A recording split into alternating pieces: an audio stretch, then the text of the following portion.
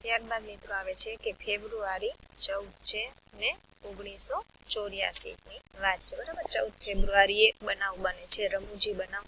શું બનાવ બને છે એ આપણે જોઈએ કે સાંજનો સમય હતો મિત્રો, એટલે કે સાંજ હતી। ખાનદોંબીને ભૂખ લાગી હતી, બરાબર। અમારી પાસે કંઈ જ ખાવાનું ન હતું। તે વાડ કૂદીને ખેતરમાં ગઈ। તેણે ઝડપથી 2 મોટી કાકડી તોડી અને પાછી આવી। તરત જ એક સ્ત્રી પાછળથી આવી અને તેની બેગથી પકડી। તે ખાનદોંબીને પોતાની ભાષામાં કંઈક કહેવા લાગી। અમે તે શું કહી રહી છે તે સમજી શકતા નહોતા, તો ખાનદોંબીને તે મિજો ભાષામાં, બરાબર, એ મિઝોરમમાંથી આવેલી હતી, એટલે કે મિજો ભાષામાં સમજાવવાનો પ્રયત્ન કરતી હતી, જે અમે પણ સમજી શકતા ન હતા। એમ કે છે કે એને ભૂખ લાગી હતી અને વાડમાંથી જાય છે તો કાકડીને લઈ આવે છે, તો ત્યાંથી એક પાછળથી સ્ત્રી આવે છે અને એની બેગ પકડી। તો એને એ કંઈક એની ભાષામાં સમજાવતી હતી, પણ આ લોકો કે છે અમે નહોતા સમજી શકતા અને એ સ્ત્રી પણ નહોતી સમજી શકતી। તો મેં હિન્દીમાં સમજાવવા પ્રયત્ન કર્યો, પરંતુ બંનેમાંથી એક પણ ભાષા તે સ્ત્રી સમજતી ન હતી અને અંતે મેં મારા હાથથી માફી માંગવા જોડ્યા, બરાબર। નહોતી સમજી શકતી, હિન્દી પણ એ નહોતી સમજી શકતી અને મિજો ભાષા પણ નહોતી સમજી શકતી। પછી એમ કહે છે કે અંતે પછી શું કરે છે, હાથ જોડે છે માફી માંગવા માટે। એટલામાં અમારું જૂથ ખૂબ જ દૂર જતું રહ્યું, બરોબર। એમાં આ અને ઓલી ખાનદોંબી બે રહી જાય છે, એમાં જૂથ શું થઈ જાય છે મિત્રો, આગળ વયું જાય છે। અંધારું થઈ ગયું હતું। મને લાગ્યું કે અમે રસ્તો ભૂલી ગયા। વાત કરે છે કે અંધારું થઈ ગયું અને એમાં સ્ત્રીને માફી માંગવાને સમજાવવાને એવું કરવા રહે છે, તો એનું જૂથ આગળ વહી જાય છે। હવે અમે સાચે જ ડરી રહ્યા અને અમારી બેટરીથી પણ રસ્તો જોઈ શકતા ન હતા, એટલું અંધારું થઈ ગયું અને એમનું જૂથ આગળ વહી ગયું। ઠંડી હોવા છતાં મને પરસેવો થવા લાગ્યો મિત્રો, બરોબર। થાય તો ખરું ને, આપણે કોઈ પણ ટેન્શનમાં હોઈએ તો ગમે એટલી ઠંડી છે કે શું છે આપણને કંઈ ખબર રહેતી નથી અને પરસેવો વળે છે। મેં ખાનદોંબીનો હાથ જોરથી પકડી રાખ્યો અને મેં મોટેથી બૂમ પાડી, તમે બધા ક્યાં છો, એવી બૂમ પાડે છે, બરોબર। તમે મને સાંભળી શકો છો, કેમ કે એ જૂથમાંથી બંને જણા અલગ પડી જાય છે। પર્વતોમાં મારા અવાજના પડઘા પડતા હતા મિત્રો, બરોબર। પડઘા પડે, જુઓ આપણે એવા અવાવરું જ્યાં જગ્યા હોય, તમે રૂમ હોય અને બંધ રાખીને તમે બોલશો ને તો એ તમારા અવાજનો પડઘો તમને સંભળાશે મિત્રો, બરોબર। તો આવી જ રીતે પર્વતમાં એના અવાજના મિત્રો શું પડતા હતા, પડઘા પડતા હતા। અમે બંને મોટેથી અમારી સિસોટી વગાડવા લાગ્યા અને અમારી બેટરીનો પ્રકાશ ફેંકવા લાગ્યા। કદાચ જૂથને ખબર પડી કે અમે ખોવાઈ ગયા છીએ। અમે દૂરથી સિસોટીનો અવાજ સાંભળ્યો અને સંકેત સમજાઈ ગયો, બરોબર। અમે એકબીજાનો હાથ જોરથી પકડ્યો અને રાહ જોવા લાગ્યા। એ લોકો જૂથ આગળ વહી ગયું, તો હવે એમાં આવી રીતે પડઘા ને એવું સંભળાતું હતું અને એવું થતું હતું, એટલે પછી લોકો જૂથને યાદ આવે છે કે આમાં તો 2 જણા નથી, તો જૂથને ખબર પડે છે અને સંકેત સમજાઈ જાય છે। પછી શું કહે છે કે અમે બીજા છે એકબીજા જોરથી હાથ પકડી અને રાહ જોવા લાગ્યા। ખાનદોંબીને લાગ્યું કે અમારે વાત ચાલુ રાખવી જોઈએ, પણ તેણે મિજો ભાષામાં ગીત ગાવાનું ચાલુ કર્યું, કેમ કે એની ભાષા તો એ સમજી નથી શકતી અને એની ભાષા ન સમજી શકે, તો ખાનદોંબીએ મિજો ભાષામાં ગીત ચાલુ કર્યું। થોડા સમય પછી અમે જૂથના સભ્યોને અમારી તરફ આવતા જોયા અને અંતે અમે ફરી જૂથ સાથે હતા, બરોબર। તો અહીંયા એનો એક રમૂજી પ્રસંગ શું થાય છે મિત્રો, પૂરો થાય છે। તમારા વર્ગમાં કોઈ એવું છે જેની ભાષા તમને સમજાતી નથી અથવા તો તે તમારી ભાષા સમજતા નથી, તમે આવી સ્થિતિમાં શું કરો છો મિત્રો, બરોબર। કોઈ બીજા રાજ્યમાંથી જો બાળક આવ્યું હોય આપણી સ્કૂલમાં, તો એવું બની શકે છે, બરોબર, કે આપણે એની ભાષા ન સમજી શકતા હોય, એ આપણી ભાષા ન સમજી શકતા હોય, બરોબર। તો આવી સ્થિતિમાં શું કરવું પડે છે, તો એક્સપ્રેસ એટલે કે હાવભાવ સાથે એને સમજાવવા પડે છે। આપણું એવું હાવભાવ જોઈ કદાચ એ સમજી જાય કે આ એ કહેવા માંગે છે અને પછી ધીરે ધીરે એને એ ભાષા શીખવાડવી પડે છે મિત્રો, બરોબર. તમે ક્યારે તમારો રસ્તો ભૂલી ગયા છો? પછી તમે શું કર્યું? બરોબર, તમે ક્યારેક નાના હોય, બરોબર, તમે બીજે ક્યાંક જતા હોય, એકલા તમને જવાનું કીધું હોય તો શું થઈ જાય? રસ્તો ભૂલી જાય. તો નાનું બાળક હોય તો શું કરે મિત્રો? તરત રડવા માંડે ને. રસ્તો ભૂલી જાવ તો શું કરો? હું મારા મમ્મીથી જુદો થઈ ગયો છું, ભૂલો. અથવા તો તમે ક્યાંક મેળામાં ગયા હોય અને તમે જુદા પડી ગયા હોય, તમે કેવો અનુભવ કરો મિત્રો? બરોબર, પરસેવે રેબઝેબ થઈ જાવ ને, હવે હું શું કરીશ? થઈ શકે તમારી સાથે કદાચ આવું બન્યું પણ હોય તો તમે અહેસાસ હશે તમને કે શું પરિસ્થિતિ થાય, કેવો તમને અનુભવ થાય મિત્રો, બરોબર. તમારા વિચારે ખાનદોંબીએ કેમ મોટેથી ગીત ગાયું હશે? બરોબર, કેમ કે એને ઈચ્છા થઈ ગઈ છે કા ગાવાની, અથવા તો ઓલા લોકોને ખબર પડે કે આ બાજુએથી અવાજ આવે છે, બરોબર. એમના ટુકડીઓને ખબર પડે કે અવાજ આ બાજુથી આવે છે, એટલા માટે ઈ લોકો ઈ સાઈડ વળે, એટલે મોટેથી ગીત ગાયું હશે. ઘણા બધા રીઝન હોઈ શકે.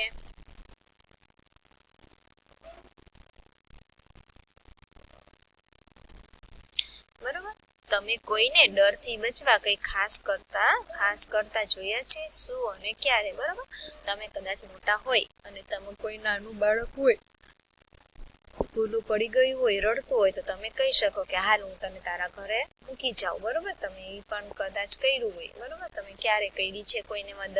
બરોબર, કોઈને બચવા માટે કોઈ પાણીમાં ડૂબી જતું હોય,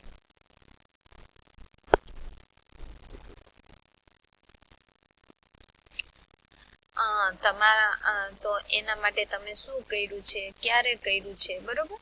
તો તમારે એ કહેવાનું છે. પછી છે પ્રયાસ કરો, એટલે કે પ્રયત્ન કરવાનો છે. જોઈએ આપણે, તમારા મિત્રને બોલ્યા વગર પુસ્તક અંગે પૂછો. વર્ગમાં આવી જ રીતે કશુંક સમજાવવા પ્રયત્ન કરો, બરોબર. આપણે સમજાવી શકીએ બોલ્યા વગર આપણે કરવાનું હોય તો, બરોબર. મૂક અભિનય આપણે જે કહીએ, એટલે કે બોલ્યા વગર આપણે જે કહેવા માંગી છીએ શું સમજી જાય છે, બરોબર. એવો તમારે એને સમજાવવા શું કરવાનો છે? પ્રયત્ન કરવાનો છે. એક ખાસ મહેમાન, બરોબર. ફેબ્રુઆરી 15, 14 પછી કઈ આવે છે મિત્રો? 15 તારીખ અને ફેબ્રુઆરી મંથ છે. રાત્રિ ભોજન બાદ અમે ખાસ મહેમાન બચેન્દ્રી પાલને મળ્યા અને તે હમણાં જ માઉન્ટ એવરેસ્ટ ચઢવાની ટુકડીમાં પસંદગી પામ્યા છે. બચેન્દ્રી પાલ મિત્રો, બરોબર. શું કે છે કે અમે રાત્રિનું ભોજન કરી લીધું અને પછી ખાસ મહેમાન, કોણ છે મહેમાન? તો કે બચેન્દ્રી પાલ છે, એને મળ્યા, બરોબર. એને હમણાં જ માઉન્ટ એવરેસ્ટ ચઢવાની ટુકડીમાં પસંદગી પામ્યા છે. તેઓ બ્રિગેડિયર જ્ઞાનસિંહના આશીર્વાદ લેવા આવ્યા હતા, બરોબર. બ્રિગેડિયર જ્ઞાનસિંહ. તે સાંજ ખુશીની હતી. અમે ગીતો ગાતા હતા. બચેન્દ્રી પણ અમારી સાથે પ્રખ્યાત પહાડી ગીત બેડુ પાકો, બારા માસા, કફલ પાકો, ચૈતા મેરી છૈલા, બરોબર, આવું ગીત હશે, ગાવામાં અને તેના પર નૃત્ય કરવામાં જોડાયા. તે સમયે અમને ખબર ન હતી કે બચેન્દ્રી પાલ ભારતની માઉન્ટ એવરેસ્ટ ચઢવા વાળી પ્રથમ મહિલા બનશે અને ઇતિહાસનું સર્જન કરશે, બરોબર. બરફમાં છાવણી. ત્યારબાદનો બીજો પ્રસંગ છે બરફમાં છાવણી. શું હતું? ખાસ મહેમાન એમ કે છે કે અમે જ્યારે રાત્રિ ભોજન બાદ અમે બેઠા હતા તો એક આવ્યા મહેમાન. શું કર્યા હતા? તો કે ઈ કોણ હતું? તો કે બચેન્દ્રી પાલને મળ્યા અને એને હમણાં જ જે માઉન્ટ એવરેસ્ટ ચઢવાની ટુકડીમાં શું પામ્યા હતા? પસંદગી પામ્યા હતા. તો એ વખતે એમને ખબર નહોતી કે આ જે વ્યક્તિ છે એ શું છે? ભારતની પ્રથમ મહિલા માઉન્ટ એવરેસ્ટ ચઢવા વાળી વ્યક્તિ બનશે, બરોબર. ત્યારબાદ છે ફેબ્રુઆરી 18. અહીંયા વાત હતી આપણે ફેબ્રુઆરી 15, બરોબર. ત્યારબાદ ફેબ્રુઆરી 18 આવી જાય છે. એના 2 દિવસ બાદ, બરોબર, અમે 2134 મીટરની ઊંચાઈએ ઊભા હતા. એ વાત કરે છે, બરોબર. 2134 મીટરની ઊંચાઈ ઊભા હતા. અમારે રાત્રિ અહીં વિતાવવાની હતી. કેટલી મીટરની ઊંચાઈ છે? 2134. અને રાત ક્યાં રહેવાનું હતું? એટલી ઊંચાઈએ જ વિતાવવાની હતી. દરેક જણ તંબુ બાંધવામાં વ્યસ્ત હતા. મિત્રો, તંબુ તમને ખબર જ હશે, બરોબર? તંબુ કેવા હોય અને કેવા પ્રકારના બાંધવામાં આવે છે. અમે તંબુ માટે અને પાથરવા માટે 2 પડની પ્લાસ્ટિક ચાદરનો ઉપયોગ કર્યો અને ખીલાઓ મારી તંબુ લગાવવા લાગ્યા. જેમ જેમ અમે એક બાજુથી તેને બાંધતા, તરત જ બીજી બાજુથી પવન તેને ઉડાડી દેતો. ઊંચાઈ કેટલી હતી મિત્રો? 2134. એટલે પવન તો લાગે, બરોબર? એટલે કે અમે એક બાજુએ જો બાંધતા તો બીજી બાજુ શું થતું? ઉડી જતું, કેમ કે પવન તેને ઉડાડી દેતો. ખૂબ જ ખેંચતાણ પછી અમે તંબુ બાંધી શક્યા અને પછી અમે તંબુની આસપાસ ખાડો ખોદ્યો. કે ખૂબ મહેનત કરી ત્યારે અમે તંબુ બાંધી શક્યા પવનના હિસાબે, બરોબર? અમને ખૂબ ભૂખ લાગી હતી. અમે ચૂલો બનાવી રાંધવા માટે લાકડા, પથ્થરો અને અન્ય સામગ્રી શોધી, બરોબર? જમ્યા પછી છાવણીની આસપાસનો કચરો ભેગો કરી બેગમાં ભર્યો. ઝડપથી અમે અમારી સુવાની બેગમાં ગયા. હું તેમાં સૂઈ શકીશ કે નહીં તેના વિશે ચોક્કસ ન હતી. તે આરામદાયક હશે, શું તેમાં ઠંડી નહીં લાગે? પરંતુ તે બેગ મુલાયમ ઈચ્છાઓથી ભરેલી હતી જે અમને ગરમ રહેવામાં મદદ કરે. અમે બધા ખૂબ થાકી ગયા હતા એટલે પડતા વેત અમે સૂઈ ગયા. પડતા વેત એટલે શું મિત્રો? તો કે જેવા તમે ઓલું કરો, આડા પડો અને નીંદર આવી જાય, બરોબર?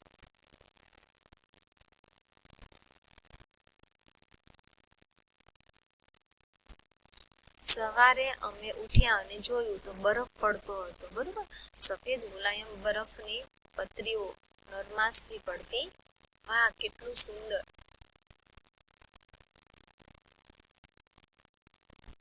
છોડ, વૃક્ષો, ઘાસ અને પર્વતો બધું જ સફેદ દેખાતું હતું, કેમ કે ત્યાં મિત્રો શું પડતું હતું? બરફ. ઊંચાઈ કેટલી હતી? 2134 મીટરની ઊંચાઈએ એ લોકો હતા.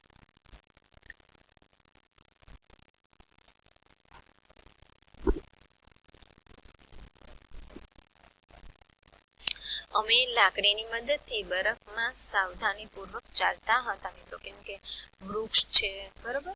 પર્વતો છે, બધું જ કેવું દેખાતું હતું? સફેદ. અને એ લોકો બરફમાં લાકડીની મદદથી સાવધાનીપૂર્વક ચાલતા હતા. તે ખૂબ જ મુશ્કેલી ભર્યું હતું, કારણ કે અમે લપસતા જતા હતા. તેમ છતાં પણ બપોરે અમે બરફથી છવાયેલા પર્વતો પર પહોંચ્યા. અમે એકબીજા ઉપર બરફના ગોળા બનાવી ફેંકવાની અને બરફનો માણસ બનવાની મજા માણી. આપણે જોતા હશો, જે લોકો કાશ્મીર સાઈડ લોકો ફરવા જાય છે તો ત્યાં કઈ રીતના હોય છે, બરોબર? લાકડીઓની મદદથી એના શૂઝ પણ અલગ હોય બરફના, એના ક્લોથીસ પણ અલગ આવે છે, બરોબર? જે આપણે પહેરીએ છીએ રનિંગ, એ આપણે ત્યાં પહેરી શકીએ નહીં. ત્યાંની ટોપી, કપડાં, બરોબર? શૂઝ બધું અલગ જ હોય છે.